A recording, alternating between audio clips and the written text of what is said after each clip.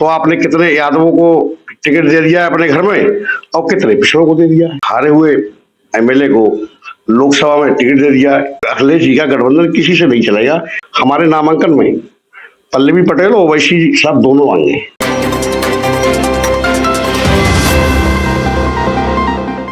नमस्कार, आप देख रहे हैं खबरची न्यूज।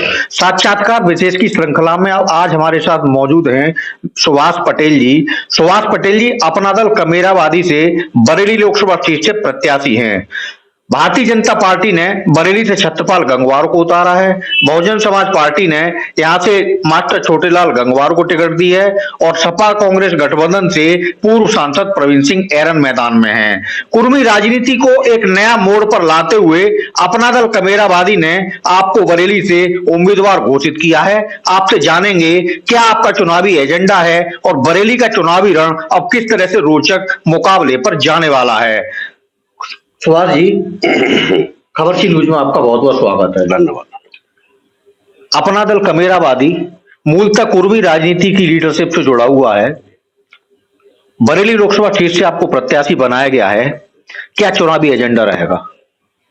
सबसे पहली चीज तो यह है कि छत्रपाल जी जो हैं स्थानीय नहीं है, बहेड़ी से हैं और भाई हारे हुए एमएलए को लोकसभा में टिकट दे दिया। क्या देना जो चाहते हो आप, क्या संदेश देना चाहते हो? भाई विधानसभा में हार गए, लोकसभा का टिकट दे दिया। मैं इसी क्षेत्र का रहने वाला हूँ, भोजीपुरा क्षेत्र से रहने वाला हूँ और मैं 99 से लगातार जिलाध्यक्ष हूँ, पार्टी का काम कर रहा हूँ और मुझे कोई लालच में किसी पद की कभी कोई चाहत नहीं रही। अगर मुझे चाहत होती तो मैं अनुप्रिया जी के साथ चला जाता।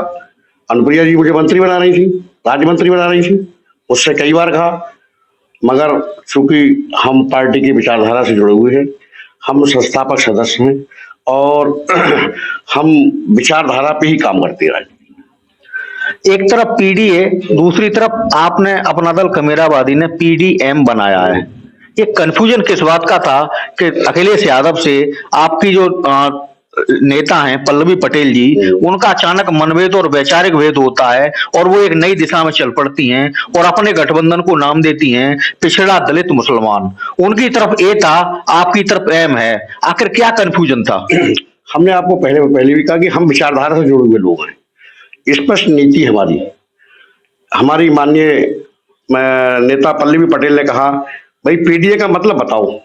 पीडीए का मतलब पिछड़ा दलित अल्पसंख्यक है, क्या है? इसी बात को लेकर, पीडीए की बात को लेकर राज्यसभा में उनसे स्पष्ट नीति अखिलेश यादव भी नहीं बता पाए। ए का मतलब कहीं वो कहते हैं आधी आबादी, कहीं कहते हैं अल्पसंख्यक, कहीं कहते हैं अगड़ा। तो वो लोगों को कंफ्यूज कर रहे हैं क्योंकि उनने दिखा दिया राज्यसभा में दिखा दिया कि वो पीडीए नहीं, मतलब केवल बात ही कर रहे हैं केवल पीडीए की। और अगर यही बात है तो हम तो कहते हैं पिछड़ों की बात करते हो तो आपने कितने यादवों को टिकट दे दिया है अपने घर में और कितने पिछड़ों को दे दिया है।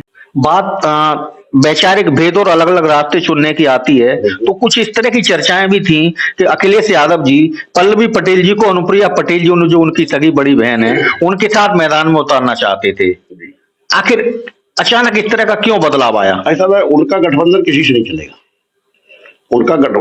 अखिलेश जी का गठबंधन किसी से नहीं चलेगा क्योंकि लोकदल से टूटा। 7 सीटें दे रहे थे, 4 अपने सिंबल बढ़ा रहे थे, 3 उनके लिए कह रहे थे। चंद्रशेखर जी से भी बात नहीं बनी, महान दल वालों से बात नहीं हुई, पल्लवी पटेल से भी नहीं बात हुई। इससे साफ जाहिर है कि वो किससे मिले हुए हैं। इससे साफ जाहिर है वो किससे मिले हुए हैं, वो क्या संदेश देंगे। चुनावी राजनीति की बात करें तो आपकी जो लीडर हैं पल्लवी पटेल, उन्होंने भारतीय जनता पार्टी के कद्दावर बड़ा चेहरा केशव प्रसाद मौर्य को सिराथू विधानसभा में शिकस्त दी थी। अब लोकसभा की राजनीति को लेकर उन्होंने अपने प्रत्याशी घोषित किए हैं, किस तरह का मुकाबला देख रहे हैं? अभी हम 35 सीटों पर लड़ रहे हैं। सीटें और बढ़ भी सकती हैं। 35 सीटों पे हमारे पीडीए के कैंडिडेट लड़ेंगे। हमारा ओवैसी साहब से गठबंधन है। हमारे नामांकन में पल्लवी पटेल और ओवैसी साहब दोनों आएंगे और हमारा ही सबसे ज्यादा वोट है। अपना दल कुर्मियों का दल कहा जाता है। तो सबसे पहले तो हम अपना दावा ठोकते हैं कुर्मियों को। ओवैसी साहब की वजह से हम लोग मुस्लिम मिलेगा, और हम पिछड़ा दलित मुसलमान की बात करते हैं। स्पष्ट नीति है अपनी।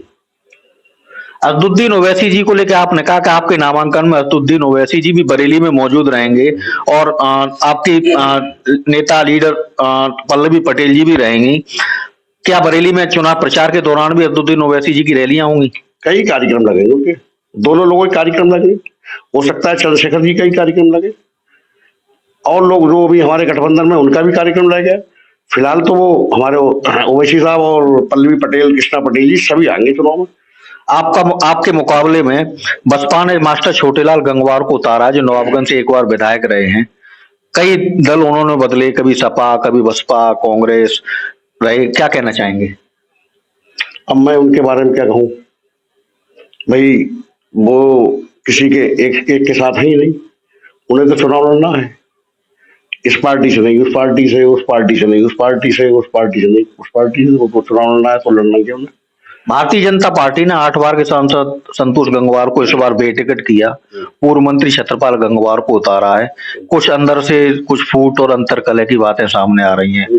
किस तरह से आप उस पर नजर बनाए हुए? वो तो स्पष्ट है, स्पष्ट है। प्रदेश अध्यक्ष जी का घेराव हुआ, वो तो स्पष्ट है। एक धड़ा जो है उनसे असंतुष्ट है, वो सब हम लोगों को लड़ाएंगे। तो आपने देखा, हमारे साथ मौजूद थे सुभाष पटेल जी, पीडीएम पिछड़ा दलित मुसलमान का नारा, असदुद्दीन ओवैसी जी, पल्लवी पटेल। आपके साथ आपका दावा है कि बरेली में वो आपका नामांकन आकर कराएंगे और यहाँ पर चुनावी रैलियां भी करेंगे। इस तरह के और साक्षात्कार के साथ मैं फिर हाजिर रहूंगा। अनुरोध भारद्वाज।